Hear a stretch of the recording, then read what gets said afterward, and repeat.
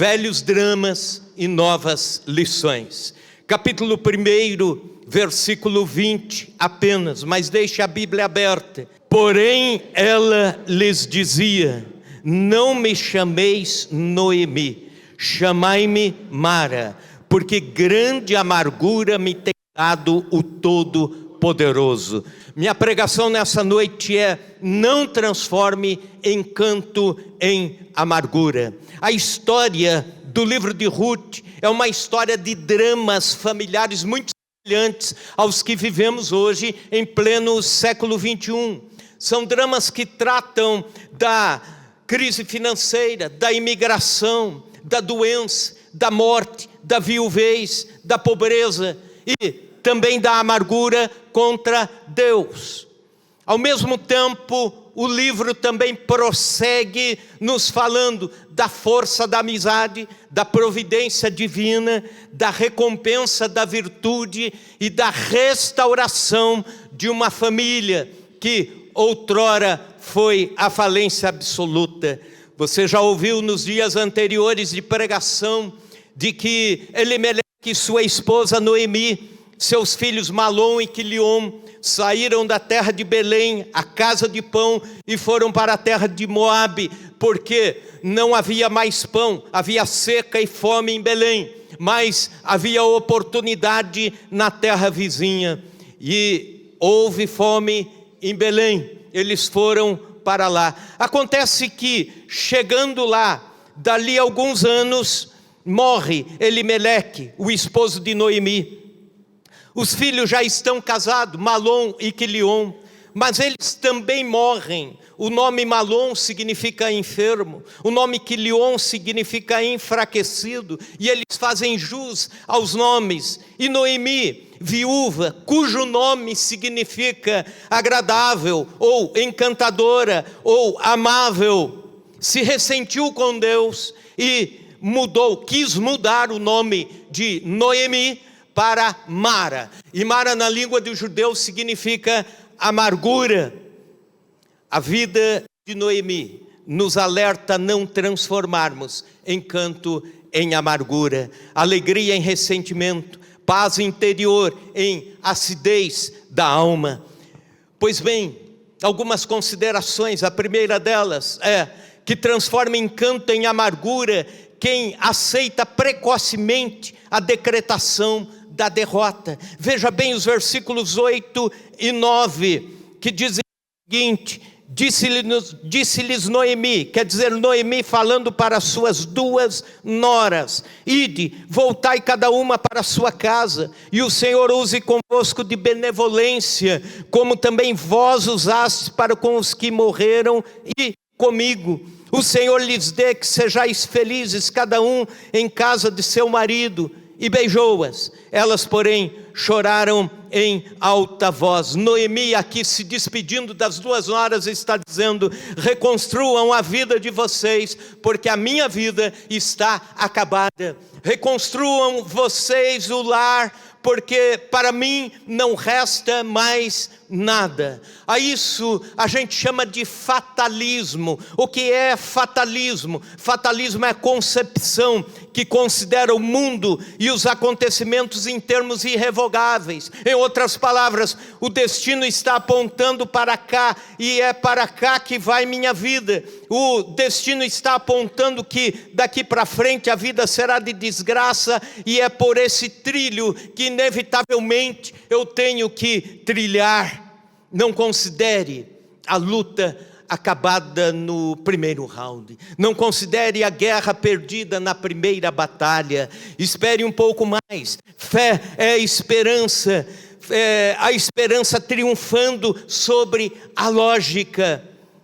Acontece que o último ponto na nossa vida, quem dá é Deus.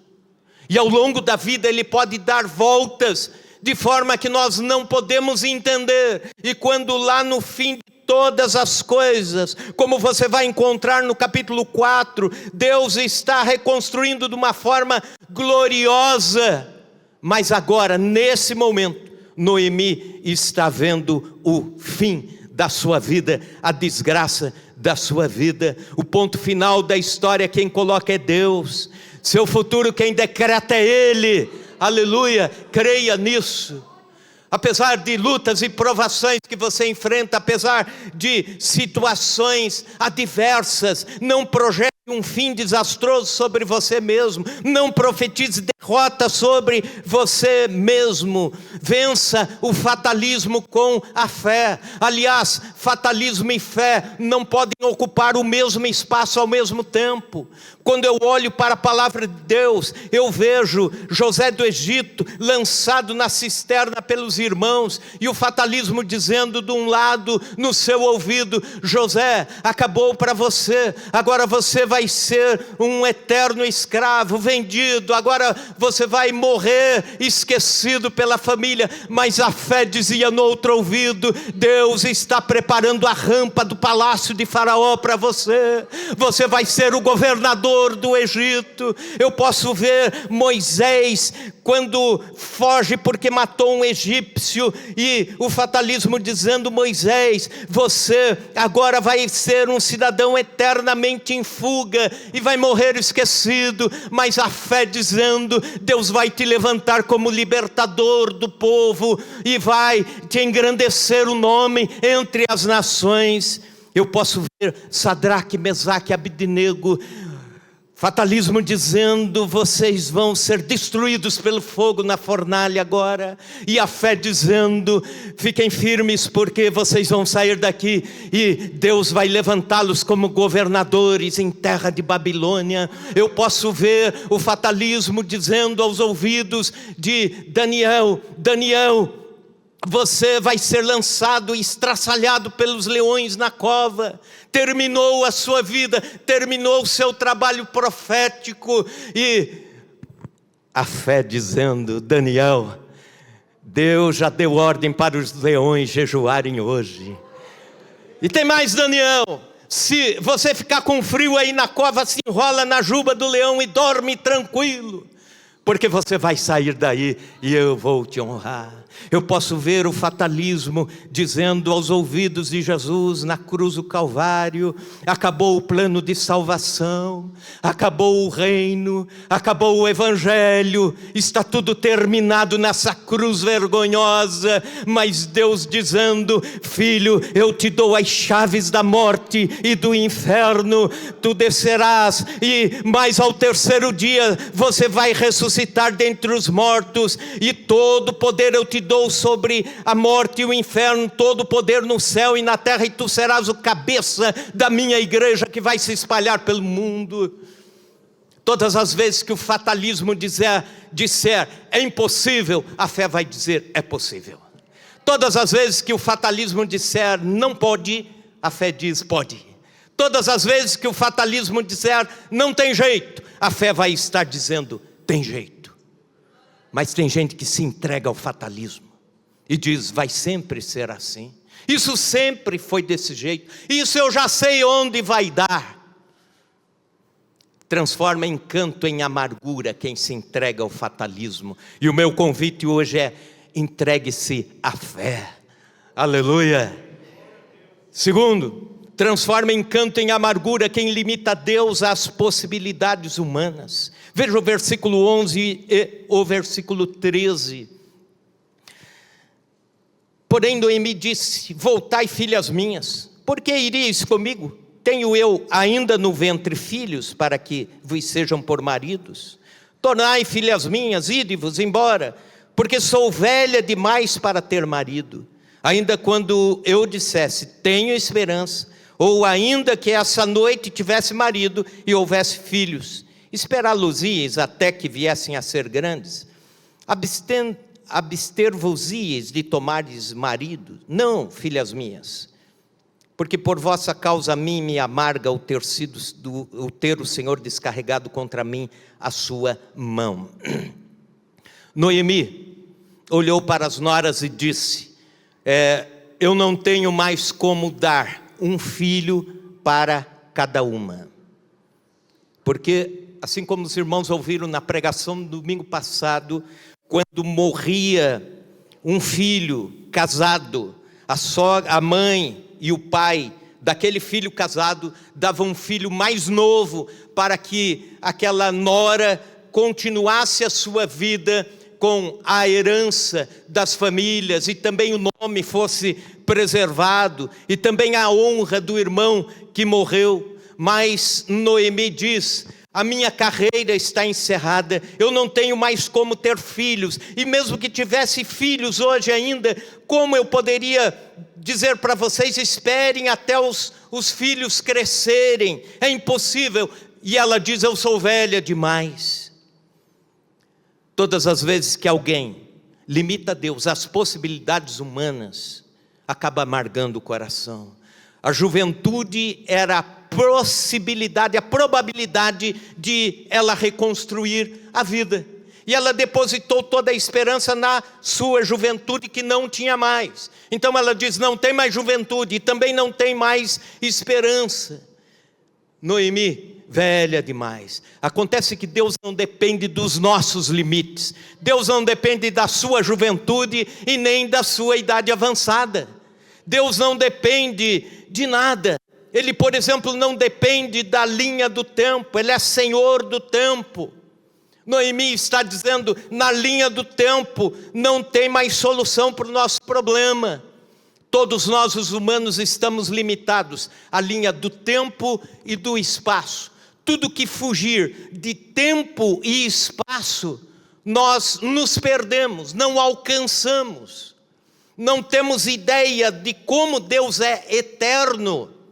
E não temos ideia de como Deus está em todos os lugares ao mesmo tempo, porque somos limitados a essas duas linhas, tempo e espaço. Acontece que para Deus não há a linha do tempo e espaço. Ele é o Senhor de tudo, inclusive do tempo e do espaço. Deus pode todas as coisas a qualquer tempo e em qualquer lugar. Para Deus a pouca idade ou a idade avançada já não é o problema. E Noemi amargou a alma, porque achou velha demais para reconstruir a vida. Não transforme encanto em amargura, achando que Deus está limitado ao tempo, achando que Deus está preso aos nossos referenciais, aos nossos padrões. Vários exemplos na Bíblia nós encontramos, de Moisés, por exemplo, que começa seu ministério aos 80 anos de idade. Como Caleb, que com 85 anos de idade diz para Josué: eu quero guerrear e possuir o monte de Hebrom, e eu tenho tanta força e tanta juventude hoje como tinha há 45 anos atrás. Nós vemos inúmeros exemplos na história. Abraão, com 100 anos, passa a ser o pai de uma grande nação. Não transforme encanto em amargura, achando que Deus está limitado aos nossos referenciais. Mas em terceiro lugar, transforme encanto em amargura quem interpreta as tribulações da vida como maldição de Deus. Versículo 13, a última frase: a mim me amarga o ter o Senhor descarregado contra mim a sua mão. Noemi associou o seu sofrimento à maldição de Deus. Ela disse: eu estou sofrendo, então é Deus que está pesando a sua mão sobre mim. Ela relacionou sua tribulação com punição de Deus. Noemi viu as suas desventuras como o descarregar da mão de Deus sobre a sua vida. Acontece que Deus não estava contra ela, Deus estava a favor dela, mas ela não conseguia enxergar isso. Seu coração estava amargo. Nós, mesmo cristãos, que conhecem mais a palavra de Deus, corremos o risco de pensarmos a vida cristã em termos de dualismo. Eu já explico. É a ideia de que tudo que está desse lado aqui tem a ver com Deus. Conforto, longevidade, prosperidade, boa saúde, família bem estruturada e tudo mais. Aqui você diz então: Deus é comigo. E aqui desse lado relaciona-se a ação de Satanás, tudo aquilo que diz respeito a doença, miséria, adversidades da vida, sofrimentos da vida, falências e tudo mais. E aí você diz, se eu estou do lado de cá, Deus é comigo. Se estou do lado de cá, alguma coisa eu fiz contra Deus e é o diabo que está fazendo tudo isso. Acontece que esse era um conceito no Velho Testamento. Não negamos isso, de que no Velho Testamento o dualismo ainda imperava. Mas quando vamos para o Novo Testamento, há um ressignificado, que eu quero que você entenda. Há uma reconstrução desse conceito. Em Filipenses capítulo 4, versículos 11 e 12, Paulo diz: eu digo isso não por causa da pobreza, porque aprendi a viver contente em toda e qualquer situação. Tanto sei estar humilhado como honrado.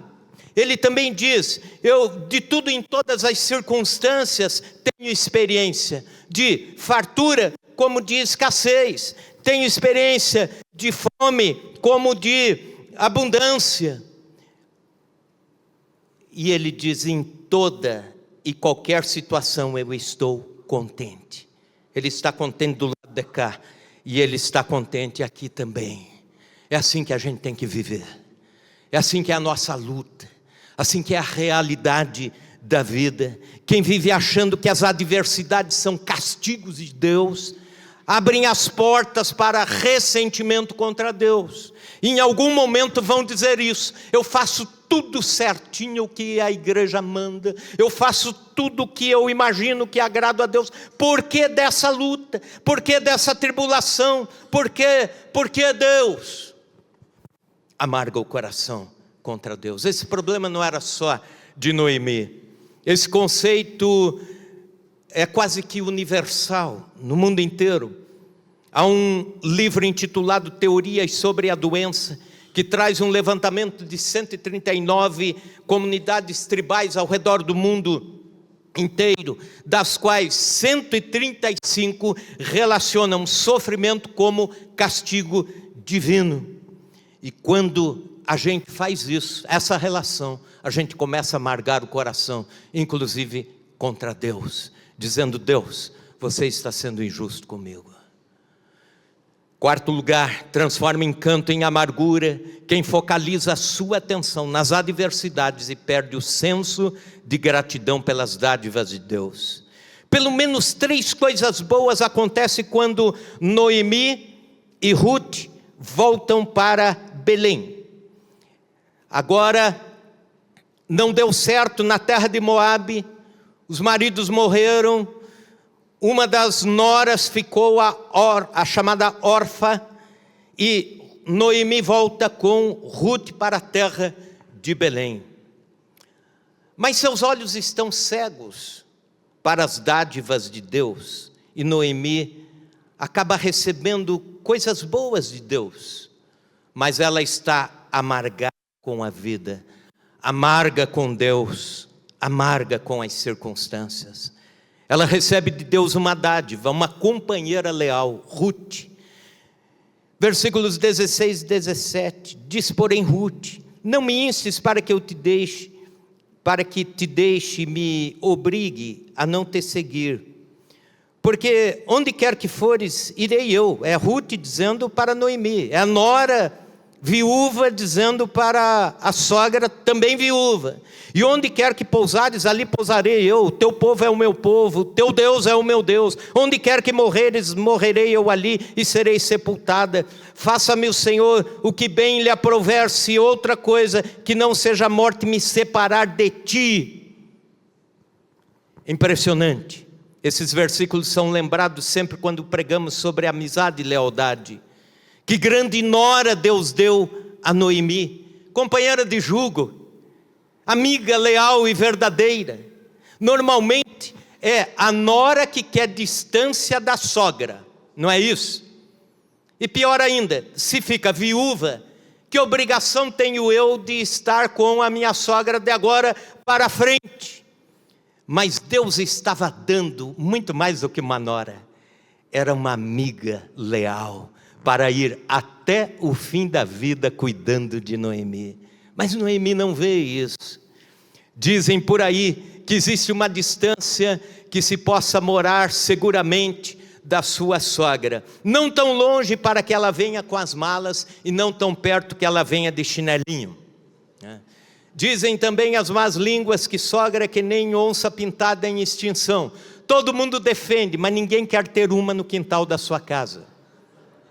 Agora com Ruth e Noemi foi diferente. Com Ruth e Noemi era o contrário. Ruth queria ficar junto, queria ir junto com Noemi, queria cuidar de Noemi. Outra dádiva de Deus a Noemi, mas ela continua amargada. A empatia e a comoção de uma cidade. Veja o versículo 19, a última parte, diz assim: sucedeu que ao chegarem ali, quer dizer voltando para Belém, toda a cidade se comoveu por causa delas, e as mulheres diziam: não é esta a Noemi? Não é esta Noemi? A cidade se comoveu, a cidade se comove em receber Noemi de volta. As pessoas se tornaram empáticas, lamentaram o sofrimento de Noemi, ajudaram a carregar a tristeza da perda. A cidade se comoveu porque Noemi saiu ditosa, próspera, com os filhos, com o esposo, mas voltou com 3 atestados de óbito, de cabeça baixa, para recomeçar a vida. Mas a cidade esteve em volta dela. Como é bom quando encontramos pessoas que caminham conosco pelas estradas mais íngremes da vida. Eu e você precisamos de gente que seja companheiro, gente que abrace na hora da luta, gente que esteja com a gente nos momentos difíceis. Como é terapêutico o abraço na hora da lágrima. Isso é dádiva de Deus. Mas nós amargamos o coração quando não reconhecemos que Deus está dando empatia por nós através das pessoas. Outra dádiva, a oportunidade de recomeço. Versículo 22, assim voltou Noemi da terra de Moabe com Ruth, sua nora moabita, e chegaram a Belém no princípio da cega da cevada. Noemi saiu de Belém em tempo de fome e incerteza. Agora ela retorna na época da cega, na época da colheita, da cevada. É tempo de colheita, é tempo de abundância. Que grande oportunidade, a economia em ascensão. Mas ela continua a lamentar. Agora havia emprego, agora havia alimento, agora havia oportunidade. Mas ela continuava a reclamar. O coração é amargo quando não conseguimos visualizar oportunidades, quando não vemos o lado bom de todas as coisas. E Deus está dando coisas boas para Noemi. As dádivas, a dádiva de uma nora leal que é companheira, a dádiva da empatia da cidade, a dádiva da oportunidade de recomeço. Mas ela está olhando para a sua amargura e a sua tristeza, e ela não vê dádivas de Deus. A gente precisa virar essa folha. Quando falo sobre virar a folha, eu lembro de um episódio, quando eu pastoreava em Marília, no interior de São Paulo. Numa determinada ocasião, eu não estava na igreja, no gabinete, no dia que eu tinha marcado para estar lá. Eu estava com uma indisposição gastronômica, entenderam isso? Né? Na linguagem médica é o tal do revertério. Né? Eu estava passando mal aquele dia. E avisei, a irmã secretária da igreja disse: Norma, eu não posso estar hoje. Né? Desmarca tudo que tem aí, que eu não posso sair de casa e tal. Mas lá pelas tantas da tarde, ligou um casal. E esse casal disse o seguinte, ele me ligou, ele disse: o senhor não me conhece. Pastor, mas eu preciso muito de um atendimento seu, eu e minha esposa. Nós precisamos conversar urgentemente. Nós estamos reconhecendo que a nossa jornada tem terminado como casal, mas eu achei até interessante o que ele disse. Ele disse o seguinte: Nosso casamento um dia começou na igreja, no altar. E a gente chegou à conclusão de que não tem mais jeito, já tentamos de tudo. E pastor, a última coisa que queremos é que termine no altar. Eu falei, eu preciso atender esse casal. Aí cheguei, eles estavam perto da grade, estava ele carrancudo olhando para lá e ela carrancuda olhando para lá. E entrei, cumprimentei e tentei fazê-los se sentir à vontade.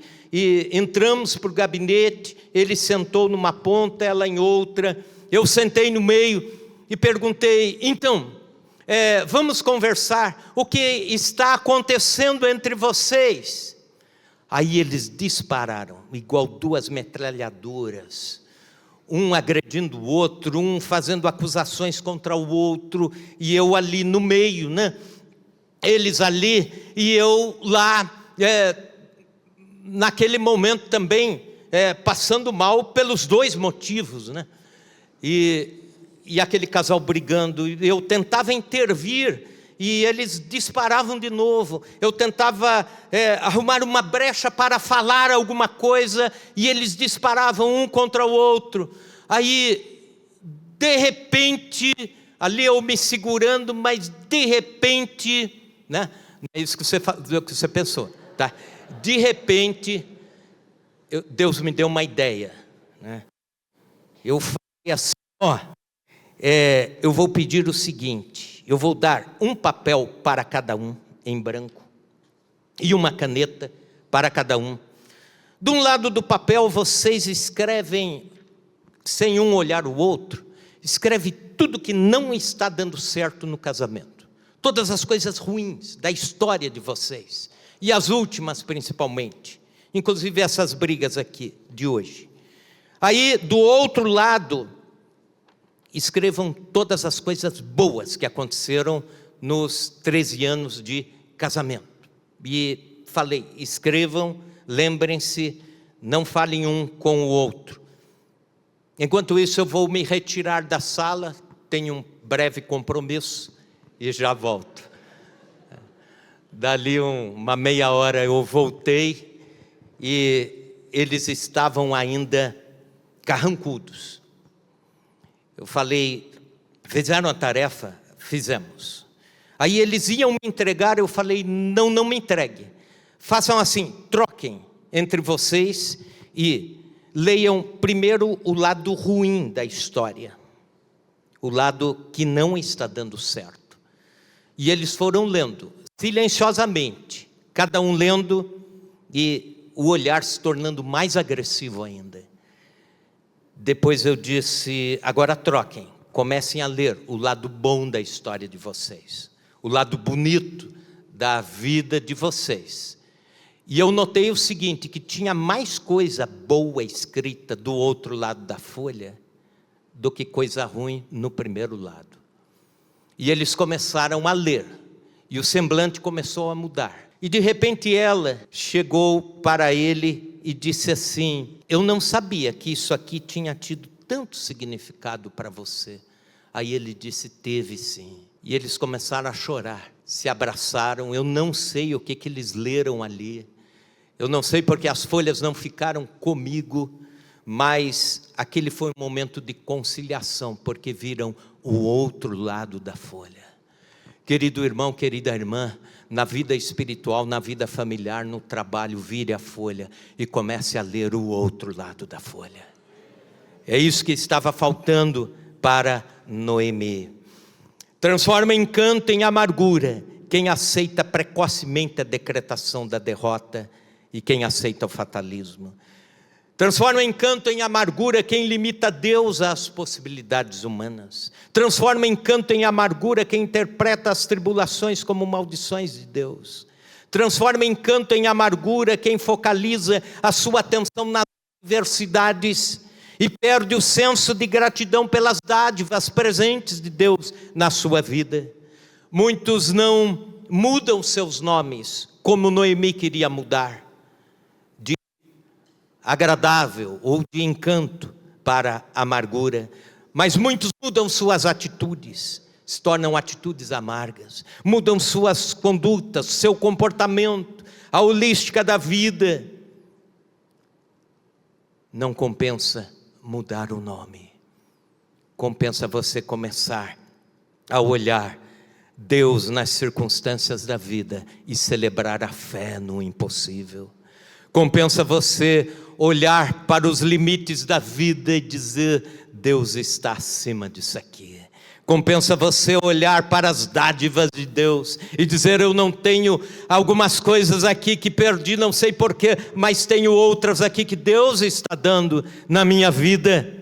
Compensa focalizar as dádivas de Deus.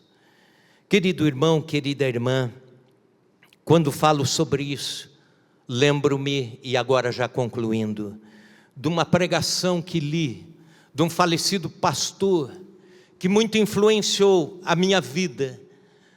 Eu só assisti uma pregação ao vivo dele, mas li muito sobre ele, e li muitas das suas pregações.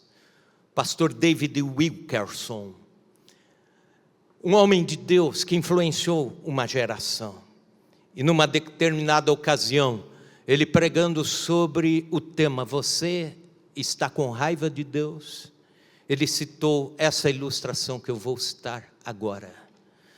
Década de 50, um jovem casal da igreja Filadélfia, da Suécia, Estocolmo, Suécia. Na ocasião, a Suécia já era o país que mais enviava missionários transculturais para o mundo. Era um movimento missionário resultante de um grande avivamento pelo qual passou a Suécia. E a igreja Filadélfia era protagonista nesse trabalho.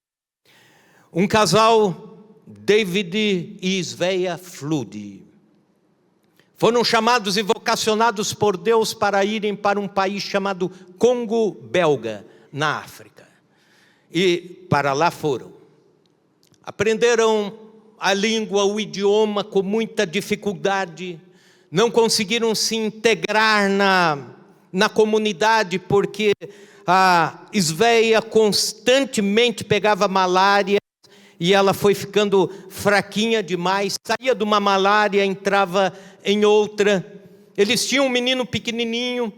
No meio do caminho também tiveram outra criança, a Aina, que nasceu já em solo africano. E havia um menino tribal que vinha vez ou outra, uma vez por semana mais ou menos, trazia uma cesta de frutas para a missionária Svea. Ela estava sempre na rede, sempre doente, sempre abatida, não tinha forças para levantar. E o menininho chegava, servia, e a Svea, com o pouco que ela sabia do idioma, ia contando algumas histórias de Jesus para aquele menininho. E ele cruzava a ilha, vinha, trazia de volta outra cesta de fruta e ficava ouvindo as historinhas. Svea morreu e o David sepultou com galhos, montou um caixão e entregou ela ao solo africano. A Aina, pequenininha, ele deu a um casal de missionários que estava ali junto com eles, da mesma missão, da mesma agência missionária. E quando ele terminou de sepultar, ele virou para Deus assim, e ele disse: Deus, você foi injusto conosco, a gente estava bem lá, e ouvimos o teu chamado, viemos para cá, não ganhamos uma alma sequer para ti, não conseguimos plantar uma igreja, não conseguimos nada, Deus, para o evangelho, e agora eu sepulto minha esposa aqui, e tenho que entregar minha filhinha. E ele disse, no afã da sua ira, ele disse: eu sei que você existe, Deus, mas eu nunca mais falo com você. O David e o pequeno voltaram de navio para a Suécia, E durante a viagem ele foi relutando com Deus, brigando. Ele chegou na Suécia e ele disse: agora eu vou me entregar à minha vida, aos meus negócios, agora eu preciso ser eu. E ele, muito inteligente, começou a tocar negócios de exportação e importação, e os negócios cresceram, ele ficou muitíssimo rico. Mas também entrou pelo caminho dos vícios. E você sabe que quem entra por esse caminho muito pode ter ganho, mas muito vai perder também.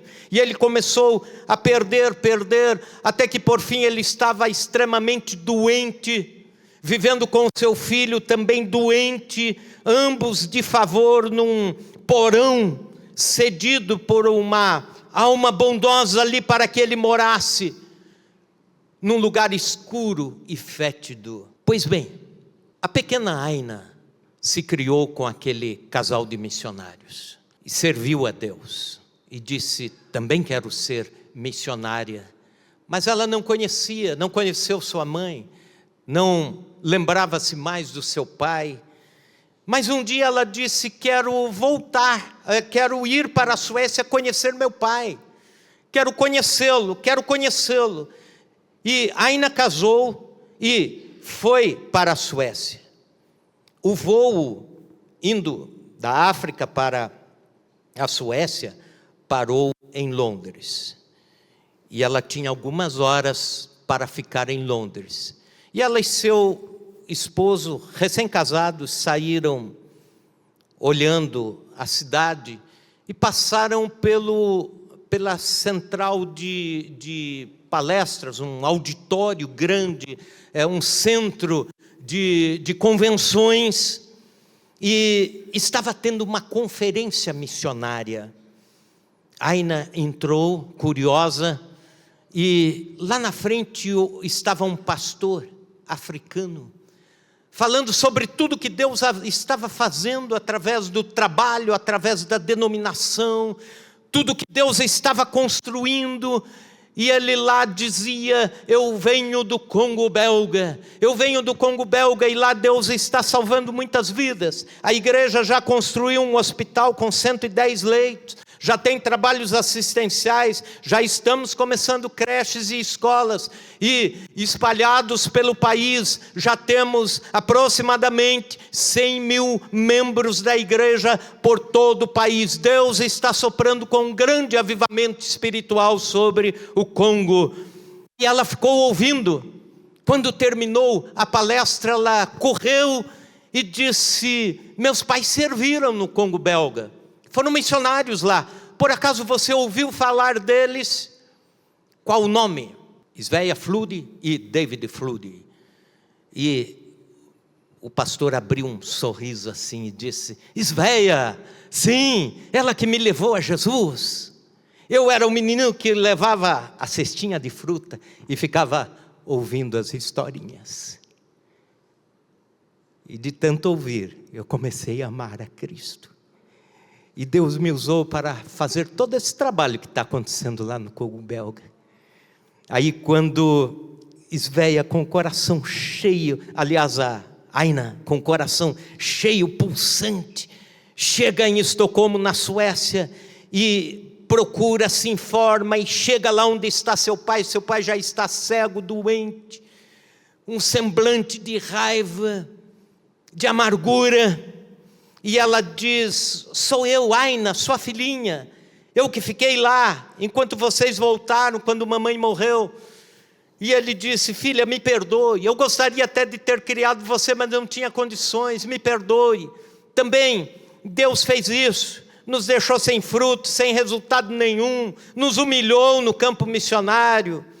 Daí ela contou a história para o pai e disse: não, papai, aquele menininho foi o fruto, só que aquele fruto multiplicou para centenas e milhares de pessoas que estão hoje servindo a Deus. Pai, não foi em vão. Pai, Deus usou vocês lá. Pai, Deus usou o senhor e a mamãe. E nessa hora a amargura se esvaziou. E ele disse: quão rude eu fui de pensar isso de Deus. Não transforme encanto em amargura. Deus está construindo histórias maravilhosas na nossa igreja. Deus está construindo histórias maravilhosas na sua casa, na nossa família. Deus está construindo histórias maravilhosas por onde você está passando, como Noemi. Talvez você está amargando a alma, como Noemi, ou como David Flood. E Deus está dizendo hoje: lance fora toda amargura e ressentimento, porque eu quero que você continue sendo chamado de encanto, de agradabilidade, de amabilidade.